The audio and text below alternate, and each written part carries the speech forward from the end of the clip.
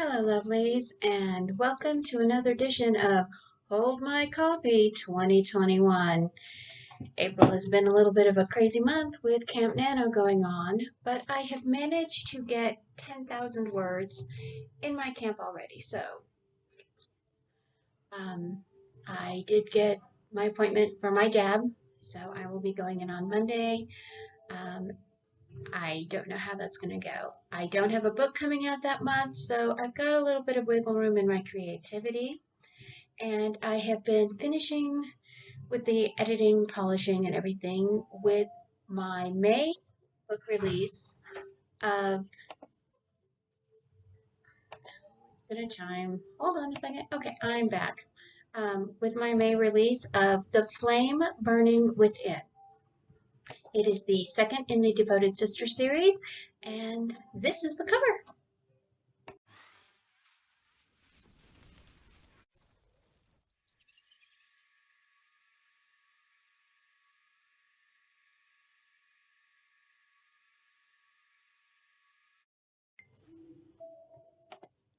Chapter 1. 17-year-old Lantian Gallo paced in her room, packing.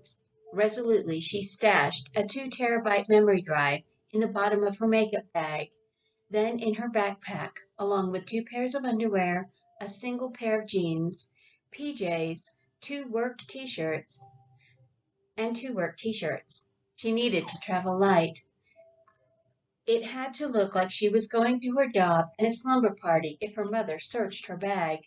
She put her hair up in a ponytail and tied her work apron around her waist, just in case her parents saw her leaving.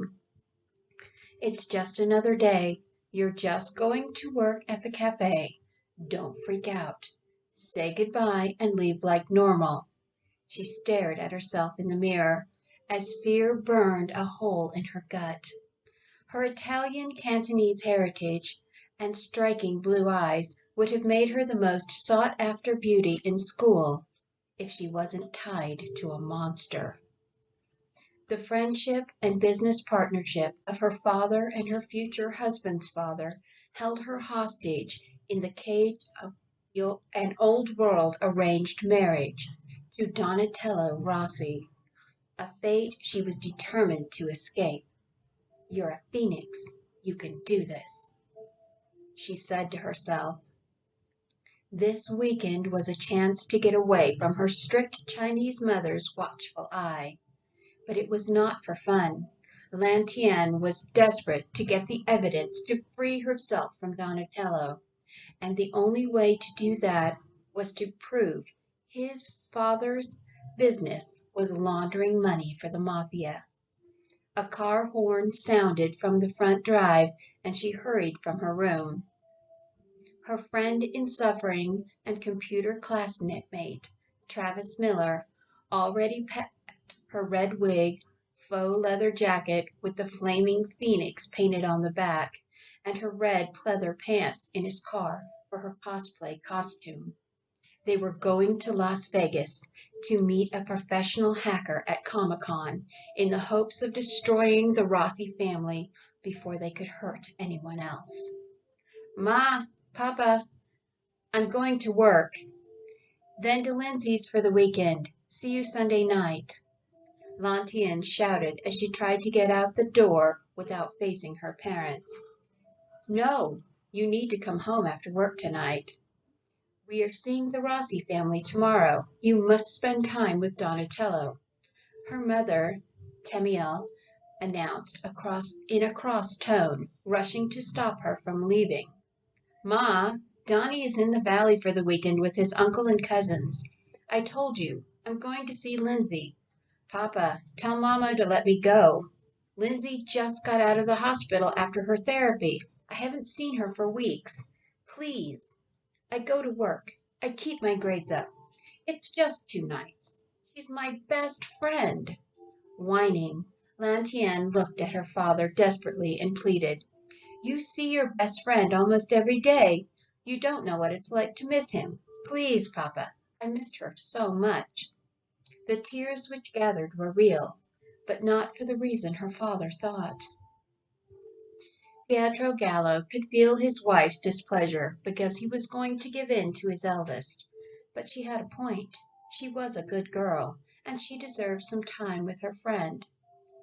Fine, fine, he laughed as he hugged Lantian. He looked at Tamil and shrugged. She is a good daughter, Mia Bella. Let her go. Donnie is away. He hoards her time. And if Lindsay is finally home from the hospital, she needs her friends. Tamil narrowed her eyes at her daughter distrustfully. And how will you get home on Sunday? Your car is in the repair shop. A car horn honked again, and Lantian smiled sweetly. Lindsay's brother offered to drive me if I'd visit her. They're driving me to work, too, so Papa can take you to dinner. A boy? It is not proper for you to stay in a house with a boy who is not your boyfriend. You are not going, her mother said firmly. God, Mama, he's gay and he drives a Prius. Besides, if I cheated on Donnie, he'd kill me. He'd kill all of us. I'm not stupid. Donatello would not kill us. You are just being difficult and foolish, Camille snapped. Lantian turned to her father. Please, Papa, I have to go or I'm going to be late for work. Please let me go. Lindsay was looking forward to it. I promised her. What if Uncle Leo was away from home, just home from the hospital? Wouldn't you go to see him? She knew she was taking a chance, playing her parents off each other. But she must go this weekend. It was her only chance to meet someone who might be able to help her get free of Donatello Rossi and his family forever.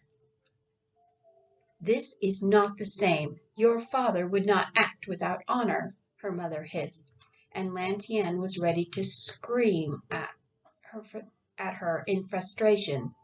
But her father stood up for her, and neither will our daughter. Lantian is nothing like her cousins. She is smart, responsible, a good young woman. I trust her, and you should too. Now, Lantian, apologize for upsetting your mother, and you can go. She only has your best interest at heart.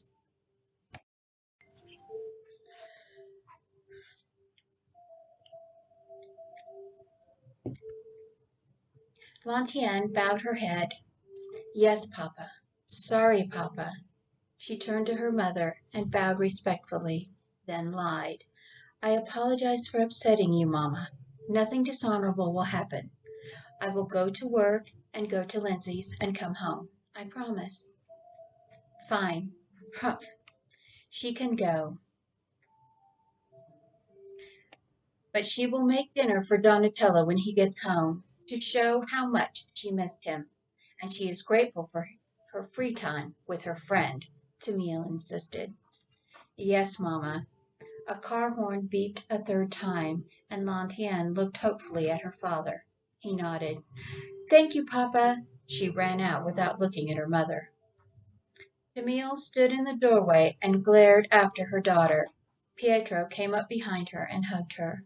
There was a boy in the front seat and a girl in the back of a silver Prius. Lantian climbed in the passenger side. See, it is fine.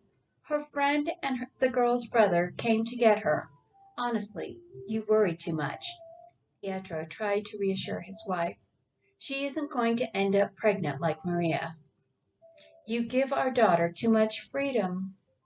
The Miller girl, she's troubled. She hurts herself and brings shame upon her family.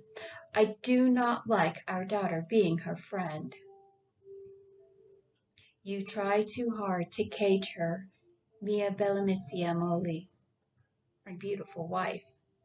He smiled at her with love and admiration as he turned her in his arms. She is a free spirit, generous and kind like my mother. Our little fledgling will leave the nest soon enough. You need to let her learn to fly, so she will fly back to us instead of flying away. Tamil made a disgruntled sound in her throat, then turned her attention to her husband. I shall dress for dinner. What do you wish me to wear? Pietro grinned at his wife of 19 years. You look beautiful in anything. We are going to the new French restaurant in the arts district. I got the reservation a month ago, just for you." She smiled at him beautifully. "Then I shall be extra lovely for you tonight." Lantien slammed the door behind her and turned to look to see who was in the back seat. It was a blow-up sex doll with her red wig on its head. She turned to her friend. Travis, is there something you need to tell me?" He laughed nervously as he turned and headed toward the highway that would take them to Las Vegas. "I was afraid Ma Zilla wouldn't let you come with me alone, so I brought a girlfriend. She's cute, but too plastic. You could do better than recycle me Barbie." Lantien snickered. Then her expression turned sad. "Ma almost didn't let me, but Papa said I could. I I had to lie and say I was spending the nights with Lindsay." Travis's hands tightened on the wheel. "They don't know?" Lantien shook her head. "No. They think she is home from the hospital for the weekend. I even told them everything. I doubt they believe me. Ma thinks Donatello is a good boy, and that I should behave like we're in the old country." Her voice took on a false tone and the thick accent of her mother. "Oh, Lantine, you are a lucky girl to have such a boy want to marry you. Your papa will be so happy when you marry his godson. It is your duty." She snorted derisively, her voice becoming more stereotypical, bad Chinese accented. "It is your duty to marry a gangster's son and let him rape you and act like you love him so he doesn't have your family killed because his father and your father are best friends and arranged your marriage when you were children." Lantien's fist collided with the dashboard. Her voice changed to a pitch of burning rage. "God, I hate her so much." "Hey, not my car," Travis scolded. "Look, there, Lantine, we've got the financials. Maybe this A-bomb guy can find something we missed. If the Rossi family is laundering money for the mafia, there has to be a trail. We could put them in jail anonymously, and then he can't touch you anymore. We get justice for Lindsay and freedom for you." "Justice for Lindsay," Lantien murmured, nodding, but in her mind she was thinking she wanted more to save herself and Meili than avenge Lindsay. It was too late for Lindsay. Lindsay was dead. 9 hours later, Travis and Lantien checked into a cheap hotel and took a nap before they changed into their cosplay clothes. Comic-Con Las Vegas was in full swing as they went into the convention center. A Jean Grey and a Gambit went to the fourth corner of the fourth alley at 9 a.m. They waited. They were supposed to meet someone dressed as Cyclops. 3 hours later, still dressed as Jean Grey, Lantien went to the bathroom. She was ready to cry, and not from the irritating false green contacts she was wearing. None of the Cyclops cosplayers were the hacker who were supposed to help her figure out which accounts belonged to the mafia and which were real grocery suppliers. A-bomb failed to show up. A guy dressed as Wolverine ran into her and she almost fell, but he caught her. As he held her in his arms, he whispered, "I hear the marketplace has rats." She gasped as she looked up into the richest deep green eyes she had ever seen. Shocked, she managed to murmur back, "They need to get rid of the snakes, too." "I wasn't sure it was you," he said softly, pushing his sunglasses back up to hide his eyes. His hair was spray-colored dark brown, as were his scruffy sideburns. He was only a little taller than she, but easily twice as wide.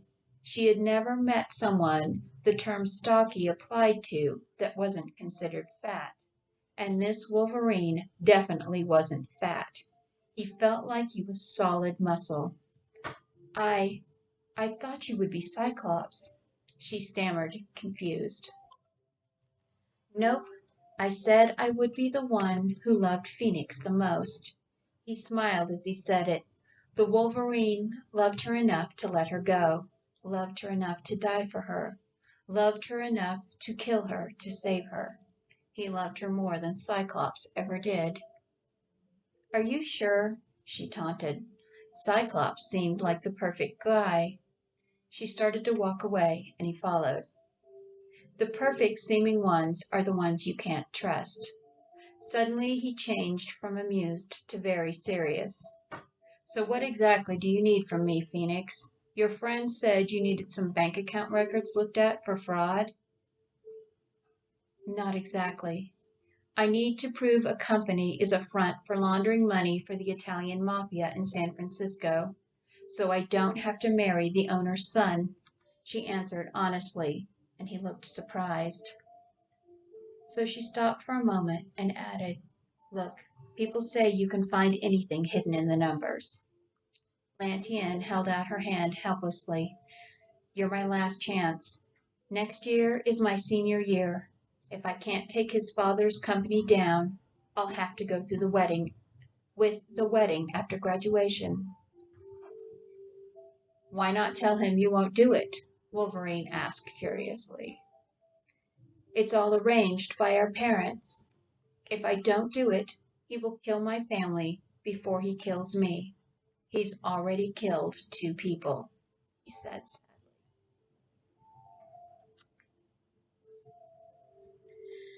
And that's the end of chapter 1. So, very tense beginning, very, very tense beginning. And I hope that you like it. I am looking forward to the May 10th release date. It is already available. Links are below. And this is the next step in my Hold My Copy 2021 book 6 in 12 months. So, if you haven't seen any of the other books, Ghost with Cats was released on December 10th. The Huntsman's Quartet, The Huntsman's Honor, A Huntsman's Heart, A Huntsman's Hatred, and A Huntsman's Horror have all been released, and those are all available on Amazon. And so I now have a Ko-fi account too, so if you can't afford the Amazon Kindle prices or the paperback prices, you can still read everything I write, the rough drafts, except the Ghost of Cliffs Anemones series for free on Inkitt. I do leave all of my books up for my rough drafts up for free because I understand times are tough. I hope that you all have a lovely day and be blessed. Bye.